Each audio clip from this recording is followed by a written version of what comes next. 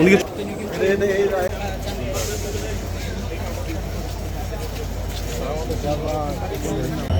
একটু আগে আমি একই কথা বললাম যে সেটা হচ্ছে আমরা একটা যে ন্যাশনালাইজেশন রেল রাউট ন্যাশনালাইজেশনে আমরা কাজ করছি।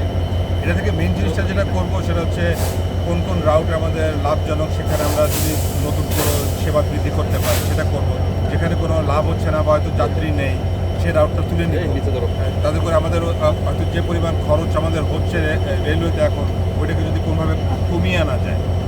তো এইটাই ওয়ান অফ দ্য থিং আমাদেরকে দেখতে হচ্ছে। তারপর আমাদেরকে দেখতে হবে বিভিন্ন জায়গায় জায়গায় বিজনেসটাকে নিয়ে যেতে হবে। নর্থ বেঙ্গল, তারপরে বরিশালের দিকে, এই সমস্ত জায়গায় যখন বিজনেসগুলোকে নিয়ে যেতে হবে তখন আমাদেরকে রোডওয়ে, রেল এগুলোকে আমাদেরকে প্রোভাইড করতে হবে, তাই না? এই রাউটটা নিয়ে আমরা কাজ শুরু করছি যে এই যে দেখেন যে এক্সপোর্ট প্রসেসিং জোন বিভিন্ন জায়গায় জায়গায় যাচ্ছে, তো আমাদেরকে তো পয়েন্ট এ টু পয়েন্ট বি আমাদেরকে ওই সেবাটা দিতে হবে। আপনাকেই বলছি, ইন্স্যুরেন্স করলে সিটিতে সুরক্ষা পাবেন নিশ্চিতে। এই কারণে এবং আমি চাচ্ছি যে রেলওয়ে একটা গুরুত্বপূর্ণ ভূমিকা নিবে মোর দ্যান রোডওয়ে। কারণ আমাদের রোডওয়েতে আমাদের মেনটেন্যান্স খরচ অনেক বেশি। যে বড় বড় লরিগুলো যায়, রোডটাকে নষ্ট করে।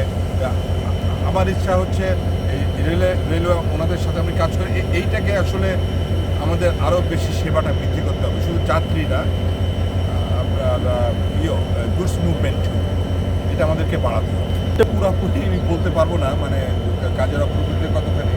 তো এটা আমাকে যদি রিটেন দেন কোন জায়গাটা কি, আপনাদের কোশ্চেনটা কি, আমি এটা আমাদের চিফ ইঞ্জিনিয়ারের সাথে ঠিক আছে, জানাবে স্যার, পরে জানাবে। যাত্রীরা বিরক্ত হয়ে যাবে। Thank you.